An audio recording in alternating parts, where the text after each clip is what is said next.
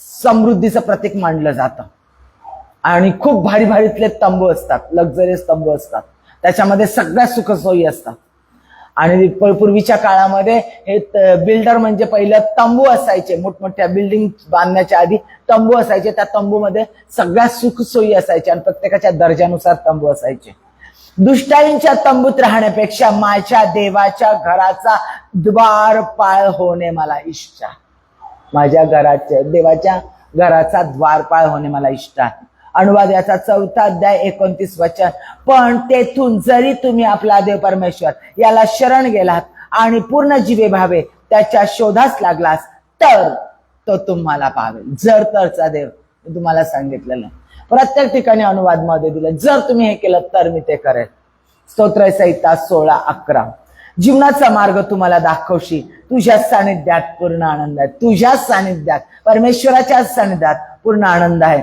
तुझ्या उजव्या हातात सौख्य सदोदित आहे. तुझ्या उजव्या हातात सौख्य सदोदित आहे. आता सर्वसाधारणपणे आमचं नित्याचं नेहमीचं जीवन आणि आमच्या अपेक्षा काय असतात?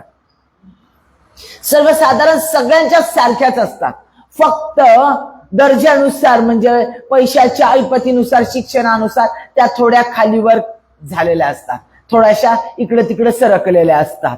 म्हणजे प्रत्येकाची इच्छा, सुखाबद्दलची अपेक्षा आणि जरी वेगवेगळी असली तरी प्रत्येकाचं उद्दिष्ट असतं त्या इच्छांमधून, त्या अपेक्षांमधून आनंद प्राप्त करणे.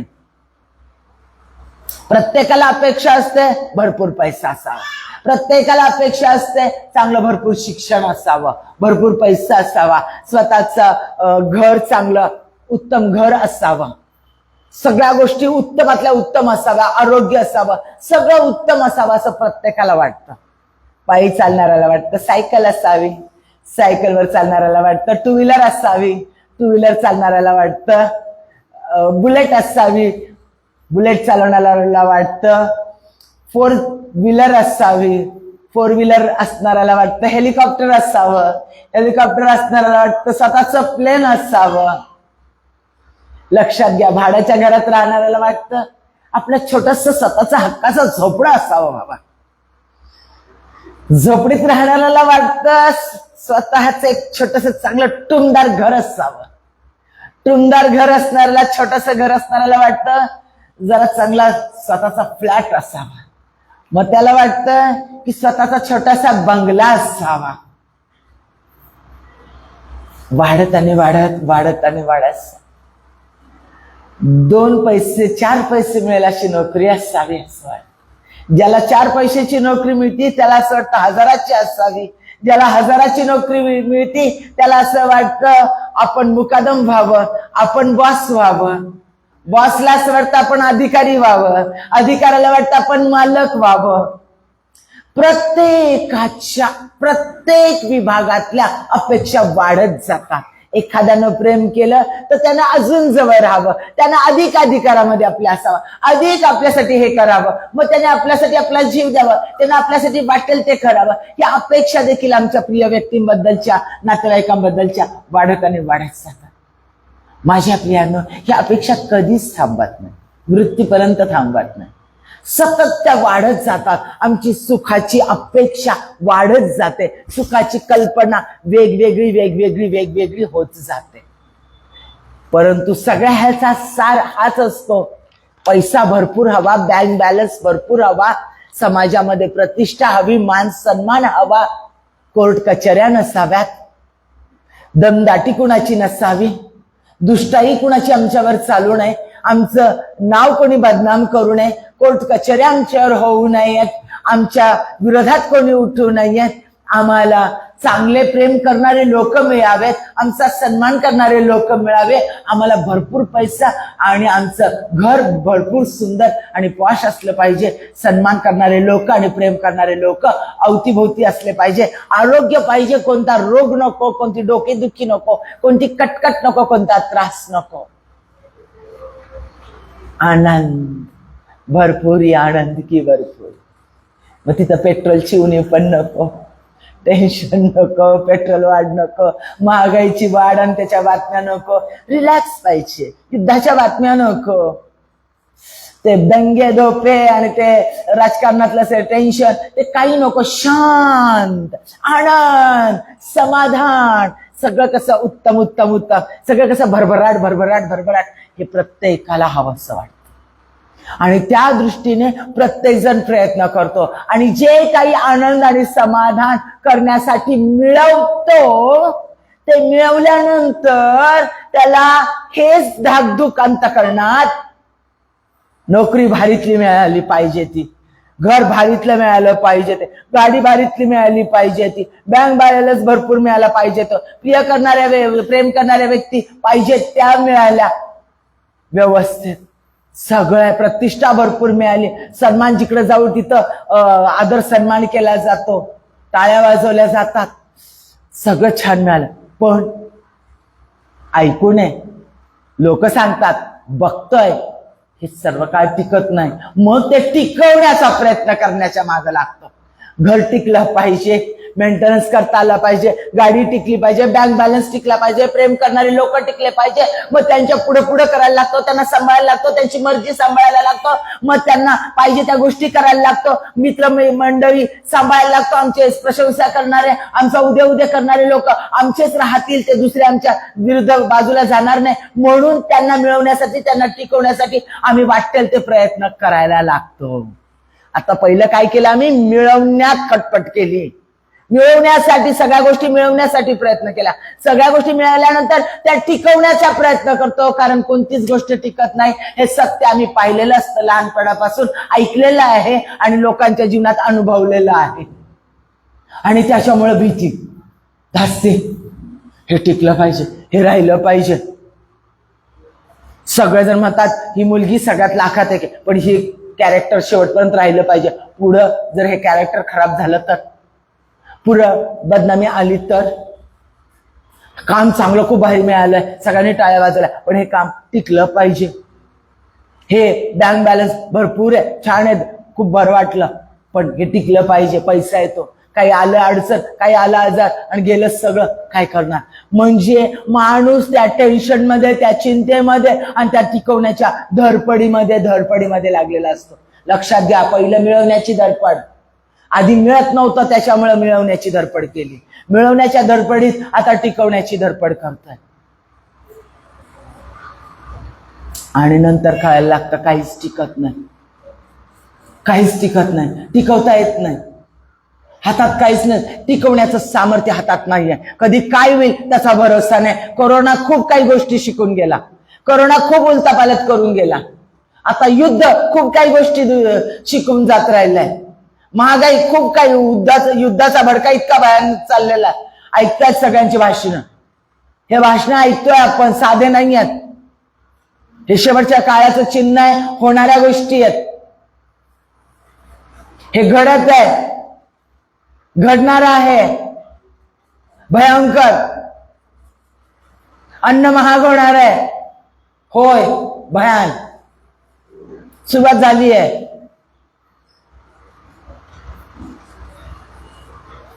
धास्ती टिकून ठेवता येतं का? राहतं का? पुढचं आयुष्याचं काय? पुढच्या वेळेचं काय? प्रिय व्यक्तींचं काय?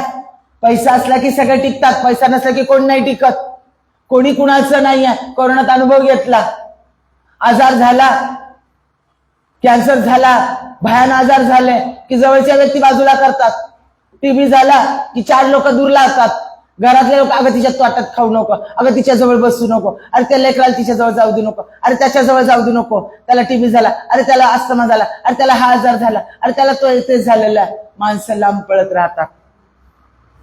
हे अनुभवलेलं आहे, माहिती आहे. माझ्या प्रियांनो, काहीच टिकत नाही. कोणत्या ह्या सुखात आणि मिळालेल्या सगळ्या गोष्टींमध्ये स्थैर्य नाही, स्थैर्य नाही, स्थिरता नाही.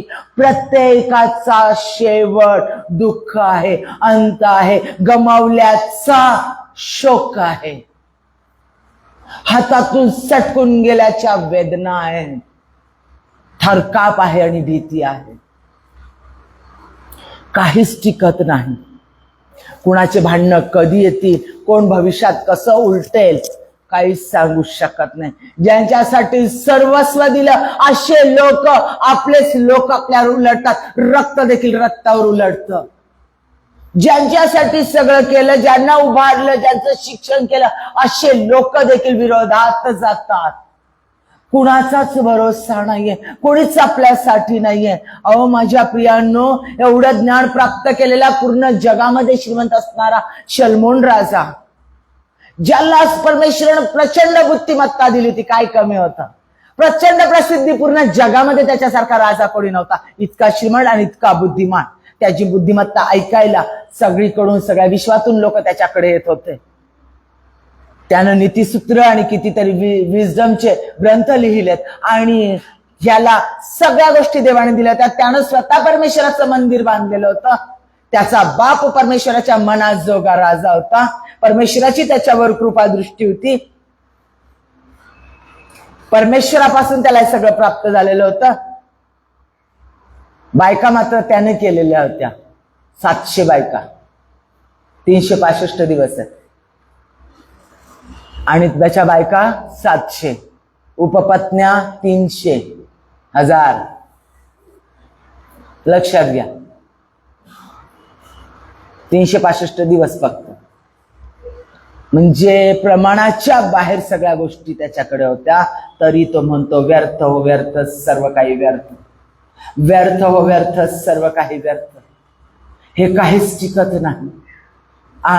आणि शेवट ऐका, जो अभिषिक्त दासाचा मुलगा होता, ज्यानं मंदिर बांधलं, शेवटी तो त्याच्या त्या बायकांच्या नादाला लागून त्यानं जे वाईट ते परमेश्वराच्या दृष्टीनं केलं, चुकीच्या गोष्टी केल्या आणि त्याचा नाश झाला. लक्षात घ्या, अंत कसा झाला, शेवट कसा झाला, त्याचा नाश झाला. कारण ह्या जगिक गोष्टी मिळवण्यात आणि त्या टिकवण्यात आणि त्याच्या विलासामध्ये तो गुंतून गेलेला होता. योब श्रीमंत होता, एका दिवसात त्याचं सगळं नाहीसं झालेलं होतं. फक्त त्यानं देवाला हाक मारली म्हणून त्यातला परत 7 पटीनं मिळालं. कारण तो धार्मिक होता. धार्मिक कोण? जर परमेश्वरावर विश्वास ठेवतो. लक्षात घ्या, लोट, अब्राहमा संगती झालेला अब्राहमाचा पुतण्या, हा लोट,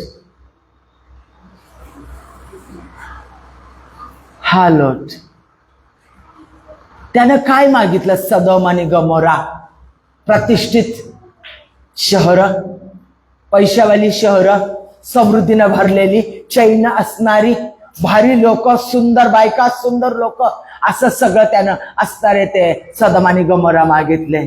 आणि शेवटी सदोम आणि गमोरा हे नरक ठरलं आणि परमेश्वराने सदोम आणि गमोराचा नाश केला. अब्राहमाने परमेश्वराने दिलेला वचनदत्त देश कनान घेतला आणि त्या ठिकाणी तो कायम राहिला. अजूनही तो इस्रायल देश आपण पाहत आहोत. त्यानं काय मागितलं?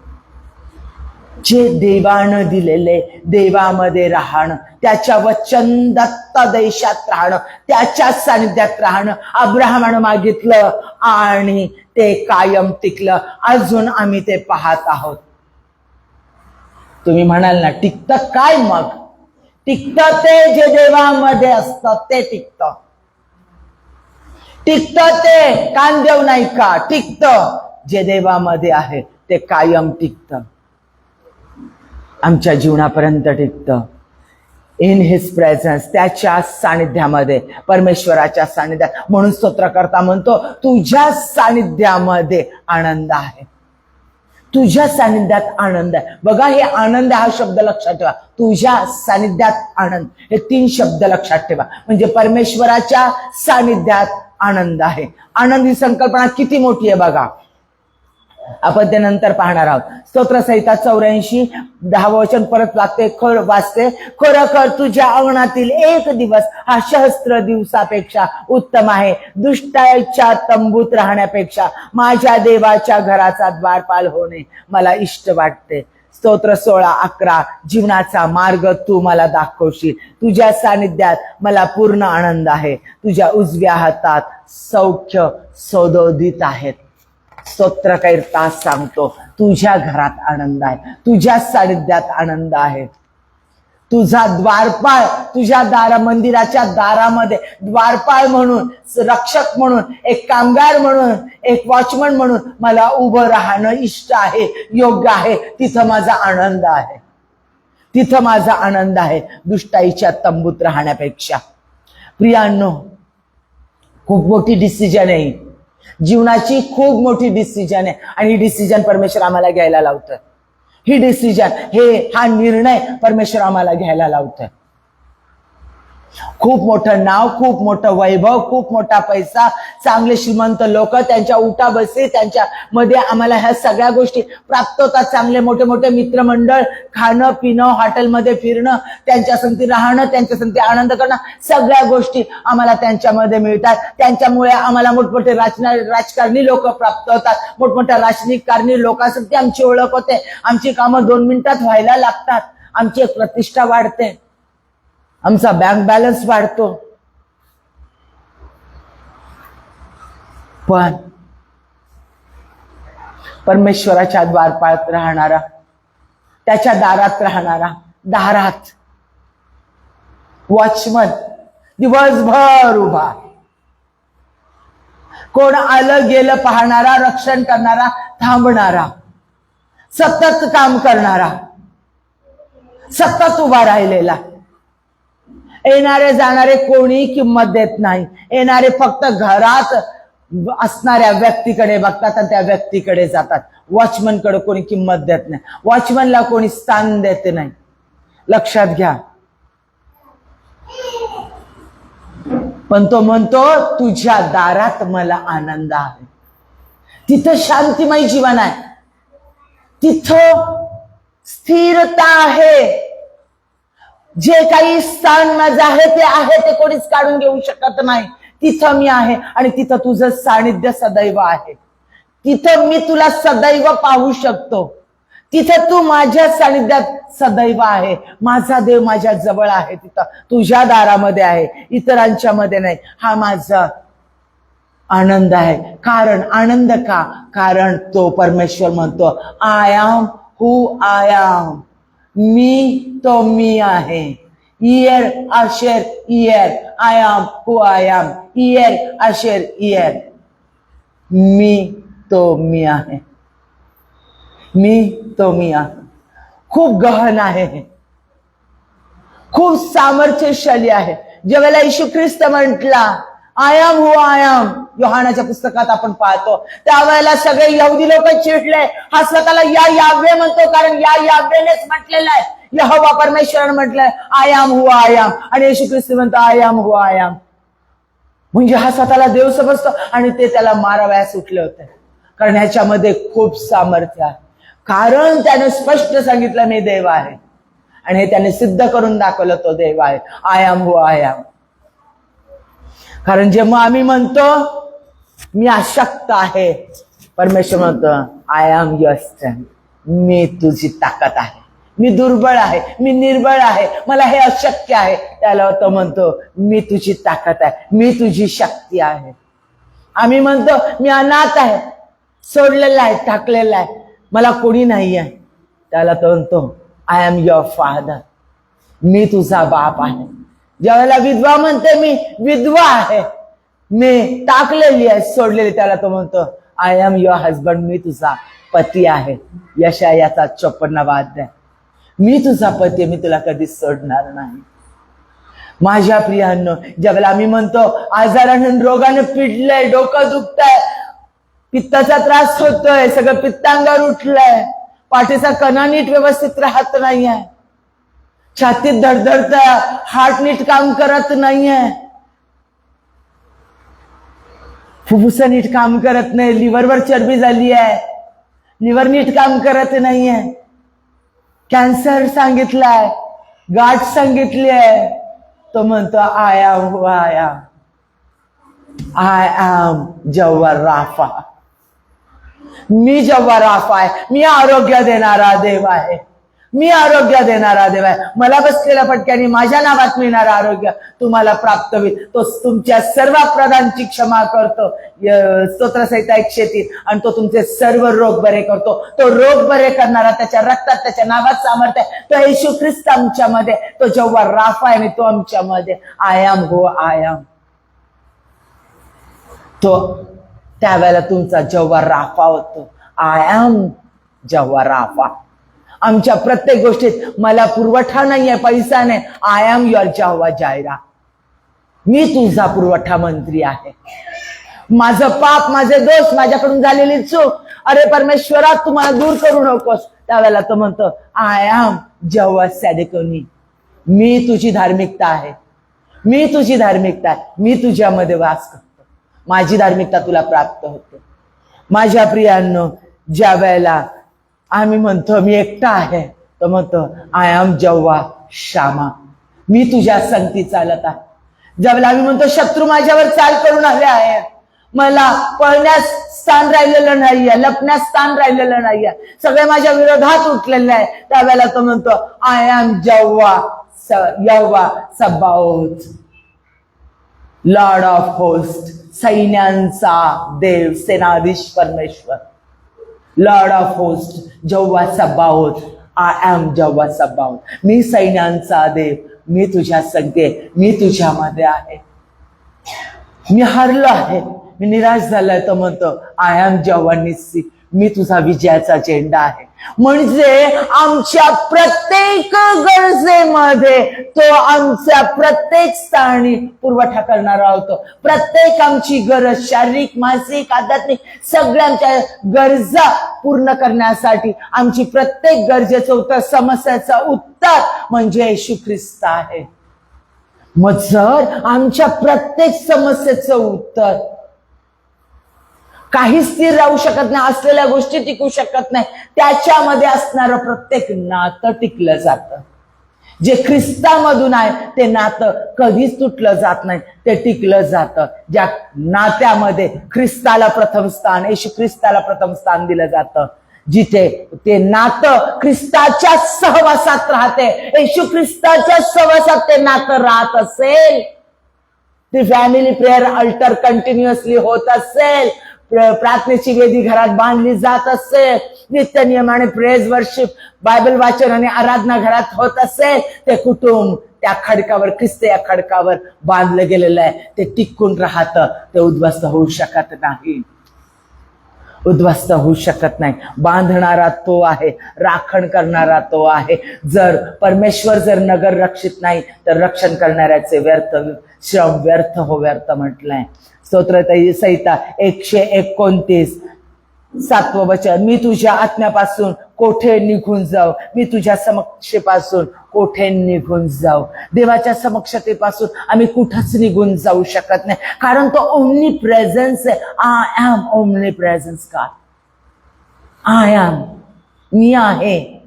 कोण? सर्वव्यापी परमेश्वर आहे.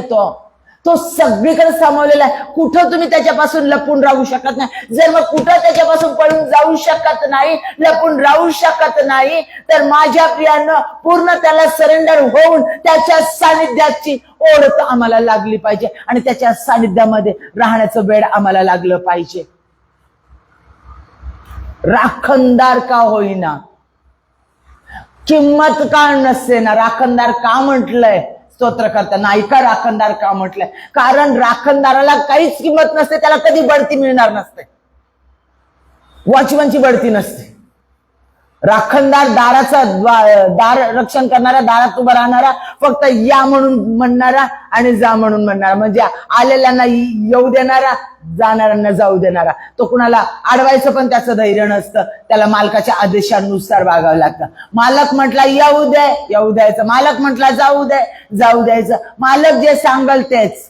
मालक त्या मंदिरात त्या ठिकाणी आहे, त्याच्या सहवासामध्ये त्याचं मुख तो पाहू शकतो. मालकाला दारातून पाहू शकतो, मालक आहे, मालकाच्या सानिध्यात आहे, मालकाच्या संरक्षणात आहे, माझं वेतन देतो. मालकामध्ये माझं हे वॉचमनचं स्थान हे स्थिर आहे, मला कोणी इथून काढू शकत नाही, कारण मी मालकाच्या मर्जीवर राहतो. पण कोणी त्याला स्थान देतं का? नाही. त्या वॉचमनला कोणी मोठेपणा देतं काय? काय साहेब कशा आहात, बरेत का वॉचमन साहेब, बरेत का? कोण नाही म्हणत. काय सलाम वॉचमन साहेब, कोण नाही म्हणत. कोणी नाही म्हणत. काय वॉचमन साहेब देता का 10,000 रुपये, कोण नाही म्हणत. द्वारपाळाकडून कोणी अपेक्षा करत नाही. द्वारपाळाला कोणी सन्मान देत नाही. द्वारपाळाचं कोणतं अस्तित्व नसतं. द्वारपाळ सदैव नम्र असतो. नम्रतेने मालकाचे लोक या या साहेब या, बसा तिथे, येतील साहेब, बसा. प्रत्येका संगती त्याला नम्रतेनं वागावं लागतं. कारण त्या द्वारपाळाला माहिती असतं येणारे लोक माझ्या मालकासाठी मला टिकून ठेवायचे, येऊ द्यायचे, त्याच्यासाठीच मी इथे आहे. माझ्या मालकाची मर्जी सगळ्यांच्या जीवनात राखण्यासाठी मी इथे आहे. म्हणजे मालकाच्या मर्जीवर तो जगतो. त्याचं स्वतःचं कोणतंही अस्तित्व नसतं. तो पूर्णपणे मालकावर विसंबून असतो. म्हणून म्हटलंय, मला तुझ्या घराचा द्वारपाळ होणे इष्ट. दुष्टाईच्या तंबूत राहण्यापेक्षा, त्यांच्या मेजवान्या झाडण्यापेक्षा, त्यांची मोठी मोठी स्थानं, त्यांच्या स्टेजवर मोठमोठे हारतुरे घेणं आणि मोठमोठे पैसा घेऊन स्वतःचं नाव बडेजाव करणं, यापेक्षा माझ्या परमेश्वराचा द्वारपाळ होणे जे काही किंमत नाहीये. पण फक्त एवढंच माहिती आहे, माझा मालक माझा आहे आणि मी माझ्या मालकाचा आहे. माझ्या मालकाच्या मर्जीवर मी इथं आहे. मला कोणी काढून टाकू शकत नाही. मालकाशिवाय माझ्यावर कुणाचा अधिकार चालू शकत नाही. त्या वॉचमनवर कुणाचा अधिकार नसतो, फक्त मालकाचा अधिकार असतो. फक्त येणाऱ्या जाणाऱ्या देखील त्याच्यावर अधिकार गाजू शकत नाही. त्याला अधिकार नसतो कुणावर, पण त्याच्यावर अधिकार कुणालाच नसतो. त्याच्यावर अधिकार फक्त आणि फक्त मालकालाच असतो. आणि म्हणून स्तोत्रकर्ता म्हणतो, तुझ्या द्वारपाळामधला, तुझ्या दारातला द्वारपाळ होणे मला उत्तम आहे. स्तोत्रसंहिता 73:28. माझ्याविषयी म्हटले तर देवाजवळ जाणे यातच माझे कल्याण आहे. मी प्रभू परमेश्वराला आपले आश्रयस्थान केले आहे, यासाठी की मी तुझी सर्व कृत्ये जाहीर करावी. 1 कोरिन्थीस याचा 3रा अध्याय 16. तुम्ही देवाचे मंदिर आहात आणि तुम्हामध्ये देवाचा आत्मा वास करतो, हे तुम्हाला ठाऊक नाही काय? माझ्या प्रियानं, आमचं जीवन साधन आहे. आमच्यामध्ये परमेश्वर राहतो. आमचं शरीरच देवाचं मंदिर आहे. स्थान काय आहे तुमचं? यशया 43 मध्ये सांगितलं, तू माझ्या दृष्टीने अनमोल आहेस. आणि मग मी देवाच्या घराचा द्वारपाळ. बघा संकल्पना कशी आहे. बघा देव काय गुढ गोष्टी उलगडून सांगतो. अगं, हिचं मन ना हिच्या ठाई स्थिर नाही, चंचल वृत्तीचे, इकडे लक्ष तिकडे लक्ष तिकडे. तो ना स्थिर नाही, हा अजिबात स्थिर नाही. तो माणूस आज असा म्हणेल तर उद्या तसा म्हणेल तर उद्या तसा म्हणेल. त्याच्या शब्दावर राहू नका. लक्षात आहे? मन स्थिर असणं अत्यंत गरजेचं आहे. खूप कमी लोकांचं, बोटावर मोजण्या एवढ्या लोकांचं मन स्थिर असतं. कोणाचं मन स्थिर असतं? जो देवामध्ये स्थिर असतो, देवावर विश्वासून असतो आणि देवावर ज्याचा विश्वास असतो तोच स्थिर असतो. आता अनुभव घेऊन बघा. तुमचं शरीर हे देवाचं मंदिर आहे. परमेश्वर तुमच्यात राहतो. माझा तारणारा देव म्हणून येशू ख्रिस्ता मी तुझा स्वीकार करतो, त्यावेळेला तसा पवित्र आत्मा माझ्यामध्ये येतो, तो माझ्यामध्ये येतो, तो माझ्यामध्ये राहतो, मी त्याच्यामध्ये राहतो. आठवतं योहान 15? आठवतंय ना? मग तो माझ्यात राहतो, मी त्याच्यात राहतो, तो माझ्यामध्ये आहे. त्याशिवाय मी फळ देऊ शकणार नाही. तो माझ्यामध्ये राहतो, माझ्यामध्ये तो राहतो. आणि हे शरीर देवाचं मंदिर आहे आणि मी देवाच्या, मला तुझा द्वारपाळ होणे इष्ट, तुझ्या मंदिराचा द्वारपाळ होणे इष्ट. म्हणजे माझ्या मंदिरात अंतःकरणात तो राहतो, त्याच्या सहवासात मी राहणं खूप गरजेचं आहे. तो राहतो माझ्यामध्ये, तो मला सोडणार नाही. पण मी त्याच्या जवळ राहते का? मी त्याच्याशी जोडलेली आहे का? मी त्याचा द्वारपाळ म्हणून माझी नजर सदैव त्याच्या जवळ आहे का? मी त्याच्या सहवासात आहे का? माझं मन माझ्या ठाई स्थिर आहे का? मला सदैव प्रत्येक क्षणाला माहिती आहे का की तो म्हणतो I am who I am. तो म्हणता ईयर आशेर इयर, मी तुझ्या प्रत्येक गरजेच्या वेळेला मी तो आहे का? मी लोक माझ्यावर धावून आले, लोकांनी माझ्या विरोधात उठवलं, लोक मला त्रास द्यायला आले आणि मी घाबरून जाणार आणि भयभीत होणार? कारण तो माझा जेव्हा सबाओत आहे, माझा यहोवा होस्ट आहे, लॉर्ड ऑफ होस्ट आहे, माझा सैन्यांचा देव, सेनाधीश परमेश्वर, तो माझ्या संगती आहे. एलियाने गेहजीला दाखवलं ना, डोळे उघड ह्याचे आणि ह्याला दिसू दे अवतीभोवती किती परमेश्वराचं सैन्य आहे. आणि अग्नीचं सैन्य, परमेश्वराचे देवदूत, अग्नीने भरलेले असे देवदूत त्याला अवतीभोवती दिसले. आणि तिथं म्हटलं यहोवा सबाओत, सैन्यांचा देव.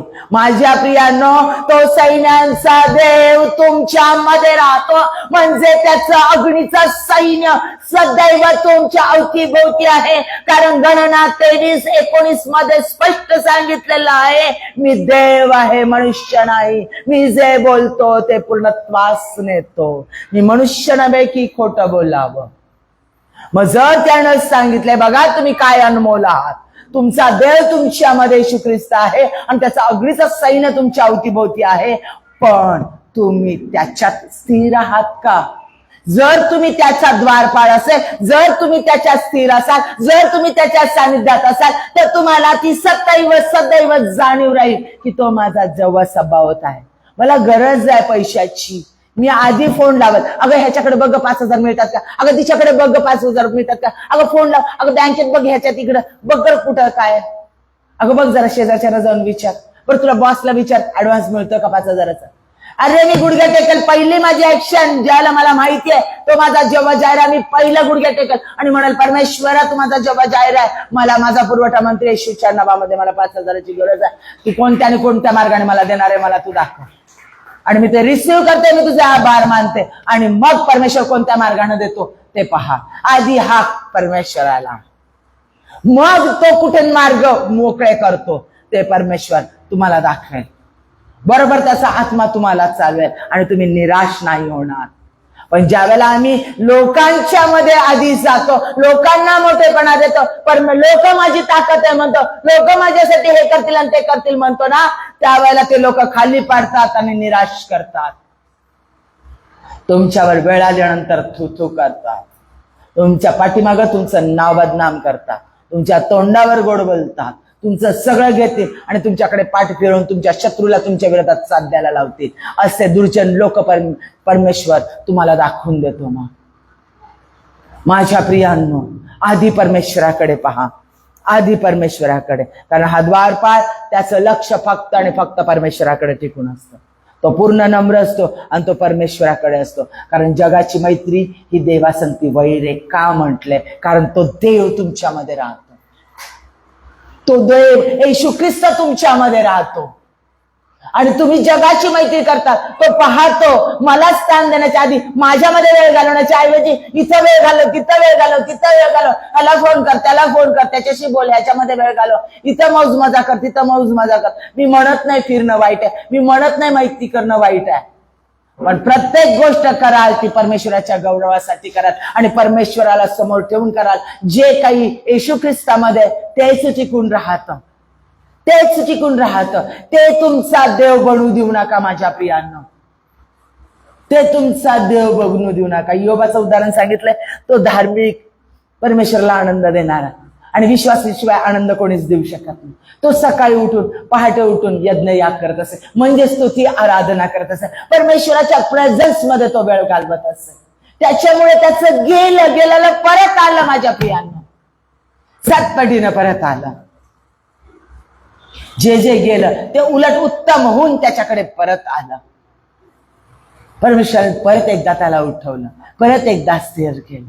धार्मिक 7 वेळेला पडला तरी तो उठेल, लक्षात घ्या. आणि मग रोम 8:28 आमच्यासाठी जे काही घडते, विश्वासणाऱ्यांसाठी जे काही घडते ते एकूणात आमच्यासाठी चांगल्यासाठीच होते. ज्या वेळेला आम्ही त्याचा द्वार पाळतो, ज्या वेळेला आम्ही त्याच्या सानिध्यात वेळ घालवतो, ज्या वेळेला आम्ही त्याच्या प्रेझेन्स मध्ये राहतो, ज्या वेळेला आम्हाला त्याचं वेळ लागतं, त्याच्यावर आम्ही फोकस करतो, त्यावेळेला प्रियांनो जे काही आमच्यासाठी घडेल ते आमच्या चांगल्यासाठीच होतं. मी अनुभव घेतला या गोष्टीचा अनुभव घेतला. लोकांनी म्हटलं अगो किती दुःख, अगो किती त्रास, अगो स्मिता किती असं, किती तसं झालं, किती भयान, किती भयान, किती भयान. आणि मी स्थिर आनंद. धन्यवाद. कारण रोम 8:28 तुमच्यासाठी जे काही घडेल ते तुमच्यासाठी एकूण उत्तमच घडेल.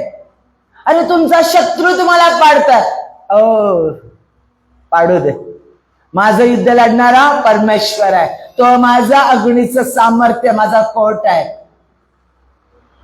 अरे ते तुम्हाला पूर्ण नेस्तनाबूत करताय. त्यांनी पूर्ण तुम्हाला हरवलेलं आहे. परमेश्वर विजयी परमेश्वर आहे.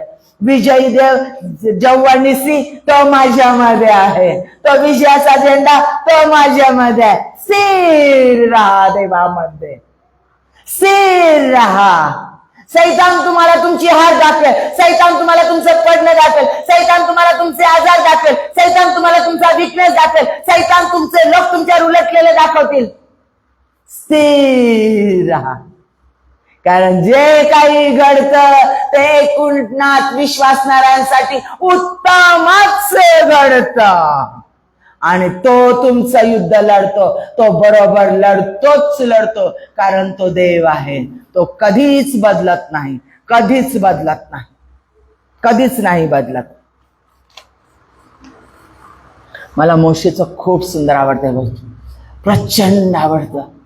आणि खरंच खूप छान वाटतं. ज्या वेळेला इस्रायल लोकांना कनान देशात घेऊन जायचं होतं, त्यावेळेला त्यानं परमेश्वराला विचारलं. परमेश्वराला त्याने खूप छान उत्तर दिलं. परमेश्वराला मोशेने उत्तर खूप छान दिलं. निर्गमनाचा 33वा अध्याय 14 ते 15. त्याच्या आधीची वचनं तुम्ही घरी गेल्यानंतर वाचा, कृपा करून वाचा, तुम्हाला ते जाणवेल. निर्गमनाचा 33वा अध्याय 14 आणि 15. परमेश्वर त्याला म्हणाला, मी स्वतः येईन आणि तुला विसावा देईन. मी स्वतः येईन आणि तुला विसावा देईन, तुला त्रास देणार नाही. तो मोशे परमेश्वराला म्हणाला, तू स्वतः येत नसलास तर आम्हाला येथून पुढे नेऊ नकोस. जर तू आमच्या संगती तिथे येत नसला, मी येईन म्हटलाय परमेश्वर, मी येईन आणि तुला विसावा देईन. येईन भविष्यकाळ मान्य नाही केलं त्यानं. मोशे तोंड देवासंगती बोलत होता. एकमेव अशी व्यक्ती परमेश्वराच्या समोरासमोर त्याच्या संगती बोलत होता.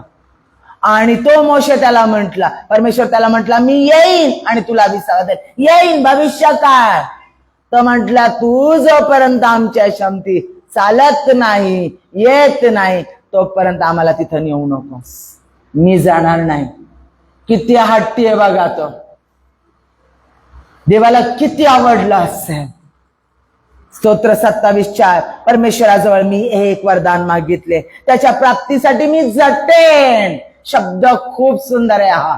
त्याच्या प्राप्तीसाठी मी झटेन. ते हे की आयुष्यभर परमेश्वराच्या घरात माझी वस्ती व्हावी, म्हणजे मी परमेश्वराचे मनोहर रूप पाहत राहीन आणि त्याच्या मंदिरात मी ध्यान करीन.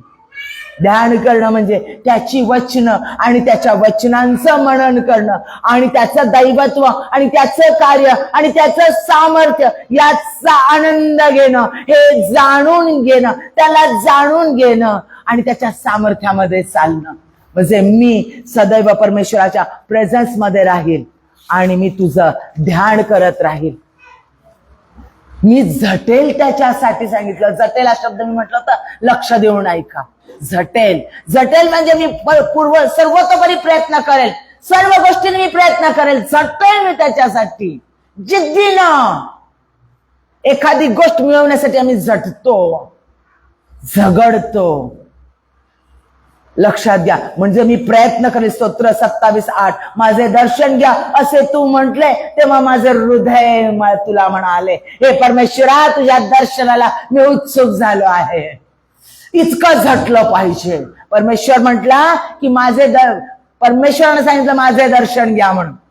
तर उत्तर काय दिलं स्तोत्रकर्त्यानं? आज आमचं उत्तर ते असलं पाहिजे, हे परमेश्वरा, तुझ्या दर्शनाला मी उत्सुक आहे. मला हवाय ते, मला हवंय तुझं वचन, मला हवंय तुझ्या प्रार्थना, मला हवंय तुझं सामर्थ्य, मला हवंय तुला जाणून घेणं, मला हवंय. मोशे संगती कसा तोंडे तोंड तू बोलत होतास. मला हवाय दावीद कशा तुझ्या मनात जगा होता, मला हवंय ते स्थान। एस्तरने त्या राजदंडाला स्पर्श केला। परमेश्वरा तुझ्या त्या अधिकाराच्या राजदंडाला मला स्पर्श करायचा आहे माझ्या लोकांसाठी। इर्मया याचा 29 अध्याय 13वे वचन, तुम्ही मला शरण याल आणि पूर्ण जीवे भावे माझ्या शोधास लागाल, तेव्हा मी तुम्हाला पावेल। पूर्ण जीवे भावे म्हणून काय म्हटलंय, मी झटेन, मी झटेन परमेश्वराच्या प्राप्तीसाठी, मी झटेल त्याचा सहवास, त्याचं मुख पाहण्यासाठी, त्याच्या मंदिरात सदैव राहण्यासाठी मी झटेन। आणि मंदिर तर कोण आहात, तुम्हीच आहे, राहतो तो तुमच्यामध्ये, पण त्याच्या संगती त्याच्या सहवासात राहण्यासाठी मी झटेन।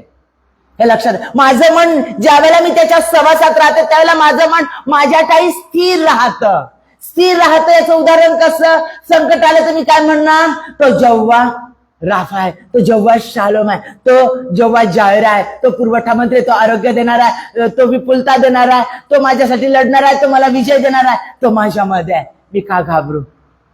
परमेश्वर जर माझ्या संगती आहे तर कोण माझ्या विरोधात उभं राहील, हे सदैव मी बोलणार आहे। म्हणजे माझं मन माझ्या स्थायी स्थिर राहणार आहे, म्हणजे माझं मन माझ्या हृदयात माझ्या परमेश्वराच्या समोर त्याचा द्वारपाळ म्हणून सदैव राहणार आहे। माझं मन इथं भटकतंय तिथं भटकतंय, येशू ख्रिस्त तिथं राहतो आणि मी भटकते याच्याकडं, भटकते त्याच्याकडं, तिच्याकडं आणि त्याच्याकडं, या सुखासाठी आणि त्या सुखासाठी भटकते आत्मा, भटकते रूप, मन इकडं तिकडं इकडं तिकडं, चंचल चंचल चंचल चंचल पाहिजे। हा आनंद आनंद आनंद,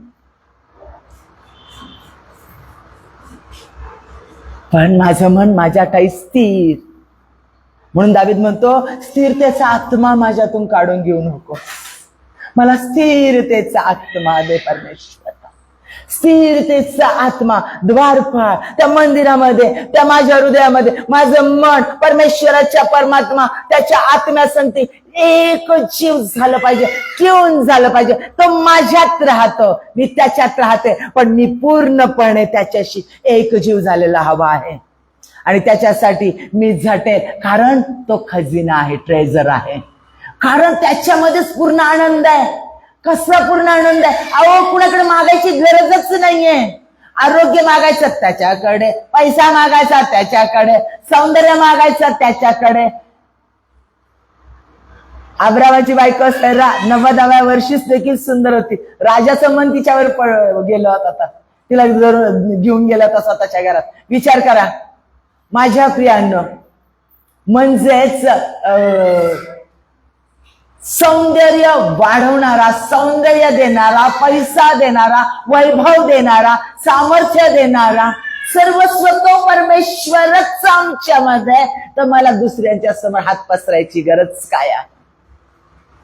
माझ्यामध्ये तो आहे, मी त्याच्याशी एक जीव होऊन त्याच्याकडे मागते। म्हणून म्हटलेलं आहे, जो तू परमेश्वराला आधी मिळवण्याचा, त्याची नीतिमत्ता मिळवण्याचा प्रयत्न कर, सर्व गोष्टी तुझ्या पायाजवळ येतील। त्याची धार्मिकता आणि येशू ख्रिस्ताची धार्मिकता त्याच्याच सानिध्याने मिळते, तो आमच्यात आहे, पण आमचा फोकस त्याच्यावर आहे का, आमचा फोकस त्याच्यावर असणं गरजेचं आहे। तो आमच्यात राहतो, घरात पाहुणे येऊन बसले आणि मी जाऊन बसले शेजारच्यांच्या घरी, इकडं तिकडं ते मला भेटायला आले, त्यांचं माझ्यावर प्रेम आहे, ते माझ्यावर जीव करतात आणि मी आपली भटकते इकडं तिकडं बरं ते जाऊ द्या।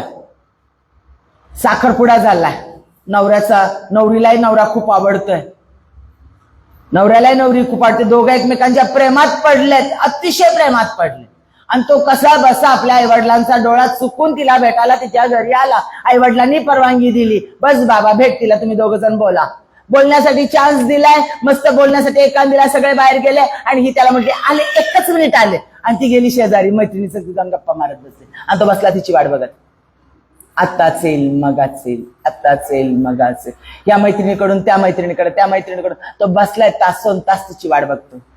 माझ्या प्रियांनो, आम्ही हे करतो, आम्ही हे करतो, तो आमच्यामध्ये राहतो आणि आम्ही इथं भटक तिथं भटक तिथं भटक, याच्यात आनंद त्याच्यात आनंद त्याच्यात आनंद, तो आमची वाट पाहतो, आम्ही त्याच्यावर फोकस करणं, तो आमच्या सर्व गोष्टींचा पुरवठा करणार आहे, आमच्या सर्व गोष्टींचा सोर्सच आमच्यामध्ये आहे.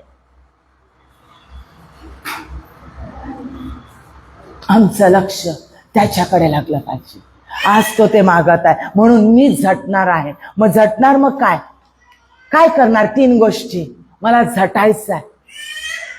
त्याच्यावर फोकस करण्यासाठी माझ्या प्रियानो कान देऊन ऐका. ह्या गोष्टी अर्नेस्टली आणि अतिशय इगरली तुम्हाला ह्या करायच्या आहे. म्हणजे डिटर्मिनेशन ठेवून, तुम्हाला निर्धार करून, पक्का निर्धार करून, म्हणजे स्वतः शपथ घ्या की नाही मी हे करणार म्हणजे करणार. आणि पहा परमेश्वर काय तुमच्या जीवनामध्ये चमत्कार करतो. सगळ्यात प्रथम म्हणजे परमेश्वराला जाणून घेणं. मी परमेश्वराला जाणून घेईन आणि परमेश्वराच्या वचन वाचल्याशिवाय त्याला कोणीच जाणून घेऊ शकत नाही. कारण येशू ख्रिस्त शब्द आहे, वचन नाही. तो जिवंत शब्द येशू ख्रिस्त लिहिलेला शब्द म्हणजे बायबल आहे. शब्दाने जगाची निर्मिती झाली आणि हे वचन कार्य केल्याशिवाय परत पाठीमागे येत नाही. देवाचं वचन सांगतंय हे वचन जिवंत आहे आणि या वचनानेच माझा देव कोण आहे, तो काय कार्य करतो, तो कसा कार्य करतो, तो कसा अद्भुत चमत्कार करतो, कसा प्रार्थनेची उत्तरं देतो, कसा मनुष्य बदलतो, कसा परिस्थिती बदलतो, कसा समय बदलवतो, सगळं काही याच्यात दिलेलं आहे. आणि हेच वाचू देत नाही सैतान. हे वाचण्यामध्ये सैतान अनेक अडखळणा निर्माण करतो. अनेक फोन येतात, अनेक समस्या जागवतात, अनेक तुमचे लोक, अनेक तुमचा शरीरातला सगळा थकवा तुम्हाला त्यावेळेला जाणवायला लागतो. वाचायला लागल्यानंतर मग तुमच्या शरीराचा प्रत्येक अवयव बोलायला लागतो. डोळा दुखतो, कान दुखतो, हे दुखतं, ते दुखतं, सगळे अवयव जागे होतात. सगळे प्रकारची भूक जागी होती वाचायला लागल्यानंतर. डोळ्याची भूक, कानाची भूक, नाकाची भूक, तोंडाची भूक, सगळी भूक जागी होती. आणि मग सगळे प्रिय व्यक्ती ह्या वेळेला येतात. सगळ्यांचे प्रिय व्यक्तींचे फोन, अतिप्रिय प्रेम करणाऱ्या व्यक्ती तुम्ही बायबल वाचायला लागले की तुम्हाला फोन करतात. आणि मग तुमचे सगळे शत्रू तुम्हाला बायबल वाचायला लागल्यानंतर आठवतात. तुमची सगळी महत्वाची कामं, तुम्हाला सगळ्यात महत्वाची ती आत्ताच्या आत्ता झाली पाहिजे, हे लगेच सैतान तुम्हाला आठवून देतो. तू किती कर्तव्य दक्ष आणि तू कामात किती तत्पर आहे आणि तू किती व्यस्त आहे. तू 1 मिनिट पण व्यर्थ न घालू देणार आणि एक व्यक्ती घालू न देणारीच आहे. तू केलंच पाहिजे, ह्याच्यावरच तुझं सर्वस्व अवलंबून आहे. हे जर तू हा क्षण तुझ्यासाठी मोलाचा, काम काम काम, वर्क इज वर्शिप. चल वर्शिप, ती पण वर्शिपच आहे. कर बायबल बाजूला, वर्शिप कामाची सुरू होती. सगळे महत्वाची कामं त्यावेळेला सैतान तुमच्या आणून देत. हे सगळं कार्य, हे कार्य आहे त्याचं. हे स्पिरिच्युअल रीम मध्ये सैतान अशाच पद्धतीने कार्य करतो. त्याचे बोलणारे स्पिरिट असतात. जसा हवे संगती बोलला तसा तो प्रत्येकासंगती बोलतो. मग आपल्याला वाटतं माझ्या हुशारीचं मेंदूचे विचार आहेत आणि आम्ही ते लगेच रिसीव्ह करतो. होय, मी फार हुशार आहे, मी कामाच्या बाबतीत परफेक्ट, मी व्यक्तींच्या बाबतीत परफेक्ट, मी नातं जपण्याच्या बाबतीत परफेक्ट, मी कर्तव्याच्या बाबतीत परफेक्ट. चला मग त्याच वेळेला मला आठवतं चांगला स्वयंपाक करायचा आहे. नाही आता जाऊ दे, हे नंतर मी वाचते, पहिलं बिर्याणी करते म्हणजे हे पण खुश होतील, देवाला आवडतं, आपल्या घराची काळजी घेतली. चला त्याच वेळेला लगेच आठवतं. फ्रीज मधलं ठेवलेलं चिकन बाहेर काढणार, मग बिर्याणी करायला लागणार. नंतर कोणाला तरी आवाज देणार, जागं चिकन घेऊन ये, जागं मटण घेऊन ये, हे येतील, चांगला स्वयंपाक करू, आज छान करू. चला का? कारण बायबल नको वाचायला. मग तो सगळं देतो, सगळं उत्तम उत्तम देतो. इतके कारण निघतात. माझ्या प्रियांनो, वचन वाचा. झटेन मी त्याच्यासाठी, झटेन म्हणजे झगडेल, युद्ध करेल माझ्या विचारांशी, माझ्या शरीराशी, माझ्या शरीराच्या सगळ्या अवयवांशी. दुखतो ना, दुःख मला काही घेणार नाही. डोळा दुखतो ना, दुखू दे. कान दुखतो ना, दुखू दे. पोटात दुखतो ना, दुखू दे. डोकं दुखतं ना, दुखू दे. काय करायचं अवयवाला, शरीराला म्हणायचं तुला कर, मी वाचायचं काम करणार आहे, मला घेणं, मी त्याचं वचन वाचणार. मग मेंदू तुमचा सांगतो समजत नाही, काय वाचते, याला फसवणं म्हणतात. अरे डोक्यावरून चाललंय, मन स्थिर नाही, काय नाही, देवाला काय फसवते उगाच. मन स्थिरनं तर आत्ताच भांडण करून आले, उगाच वाचत बसले, समजत नाही, डोक्यावरून चाललंय ते. कशाला त्याच्यापेक्षा राहू दे, मन शांत होऊ दे, म्हणून तर आपण वाचू 1 तासाने, 15 मिनिटांनी वाचू. जर मन शांत होऊ दे, तो 15 मिनिटं येत नाहीत. ह्या सगळ्या गोष्टींना रेजिस्ट करा, धमकवा सैतानाला, तो पळून जाईल. रेजिस्ट सैतान and he will flee away from you. Resist him, त्याला धमकवा, तो तुमच्यापासून पळून जाईल. धमकवा त्या तुमच्या सगळ्या कारणांना, धमकवा येशूच्या नावात. हे युद्ध आहे, झटा. मी झटेन त्यासाठी, परमेश्वराच्या प्राप्तीसाठी. परमेश्वराचं वचन वाचल्याशिवाय त्याला जाणून घेऊ शकत नाही, आणि तो वचन आहे. दुसरी गोष्ट म्हणजे परमेश्वराच्या आराधना. तो आराधनेत उतरून येतो, त्याचं सामर्थ्य उतरून येतो, त्याचं सगळं सामर्थ्य त्या आराधनेत आहे. तो आमच्या अंतःकरणात राहतो. आम्ही ज्यावेळेला आराधना करतो त्या सामर्थ्याने आम्ही भरून जातो, कारण तो आत आहे. ते सगळं सामर्थ्य आमच्या शरीरातून बाहेर येतं. सगळं ते लोकांना ते जाणवतं, कारण तो स्तवनात उतरून येतो. योहान 4:23 आणि 24. तरी खरे उपासक आत्म्याने व खरेपणाने पित्याची उपासना करतील अशी वेळ येत आहे, किंबहुना आली आहे. देव आत्मा आहे, आणि त्याच्या उपासकाने त्याची उपासना आत्म्याने आणि खरेपणाने केली पाहिजे. तो आत्मा आहे, तो आत्मा आमच्यात राहतो, आणि त्याची उपासना आम्ही खरेपणाने मनापासून केली पाहिजे, आत्म्यानं केली पाहिजे. सतत मी त्याचं स्तवन करेल, अन्य भाषेत बोलत राहील, सतत मी त्याची वचनं बोलत राहील, आणि त्याचं स्तवन आणि त्याचं महत्कृत्य वर्णन करत राहील. सदैव मी त्याचे आभार मानत राहील आणि त्याचा धन्यवाद करत राहील. तिसरी गोष्ट म्हणजे निरंतर प्रार्थना करा. प्रत्येक परिस्थितीत प्रार्थना करा. आपली प्रार्थना आभार प्रदर्शनासह परमेश्वराला सादर करा. प्रत्येक परिस्थितीमध्ये प्रार्थना करा. लोकांसाठी जे जे दिसते त्यांच्यासाठी प्रार्थना करा, स्वतःसाठी प्रार्थना करा. सतत करा, थांबू नका. ती बाई न्यायाधीशाकडे गेली आणि सतत म्हणत राहिली, माझं गारानं, माझं ऐक. आणि शेवटी तो म्हटला, अन्यायी न्यायाधीश होता, तो तिला न्याय देत नव्हता, आणि तो म्हटला, जाऊ दे, ही बाई सतत किरकिर करत, ही काही ऐकायची नाही. आणि शेवटी तो तिला न्याय देऊन टाकतो.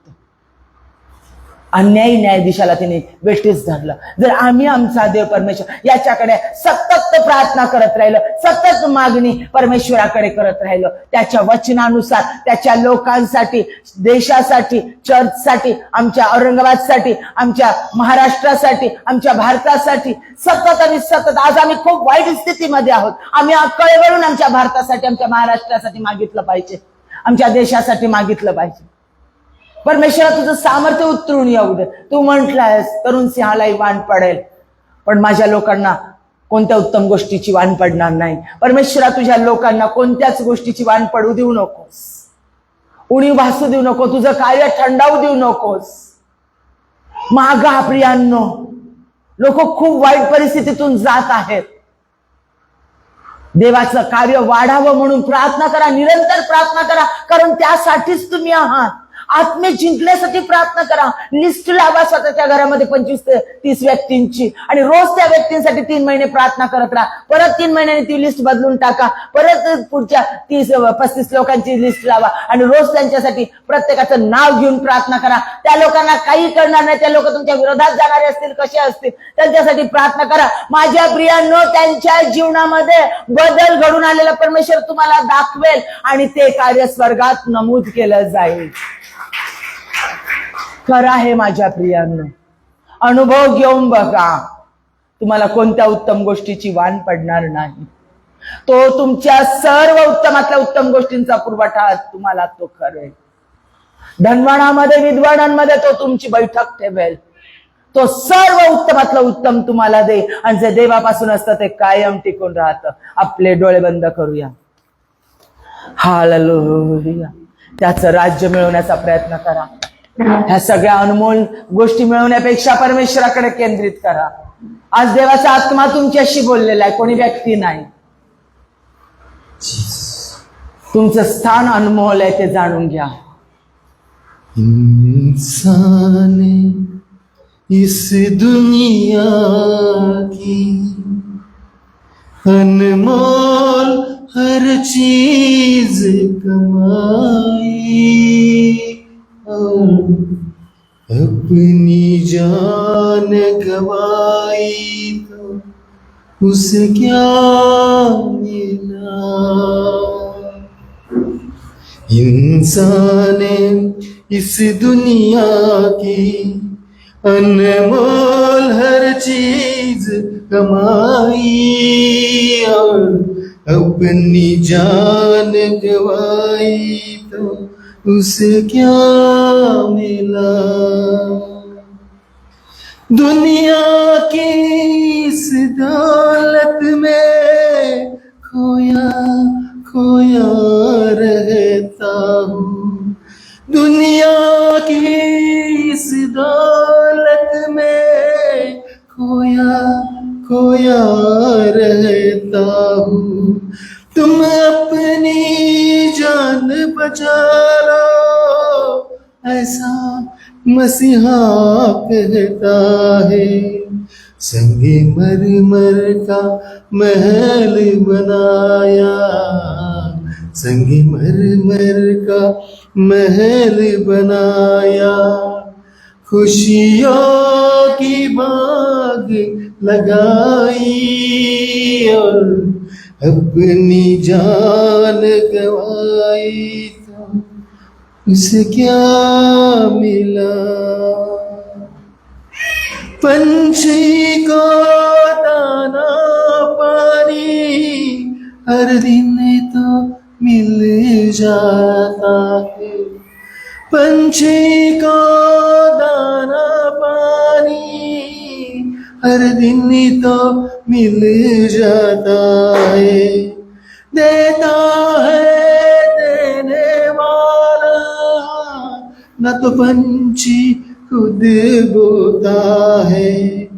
मसीहा की सारी बातें, मसीहा की सारी बातें इंसान के समझ में न आई, अपनी जान गवाई तो उसे क्या मिला।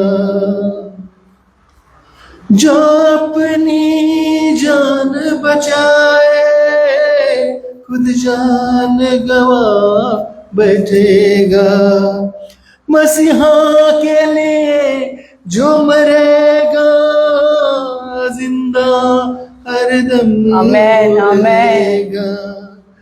कहना उसका जो माने, कहना उसका जो माने, पापों से मिलेगी रिहाई, ना होगी मसीह से जुदाई तो उसे सब मिला। आमीन।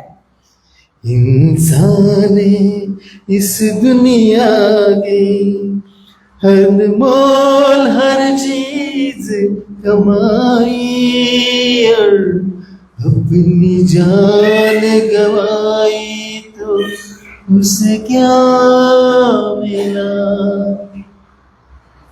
Thank you Lord, hallelujah.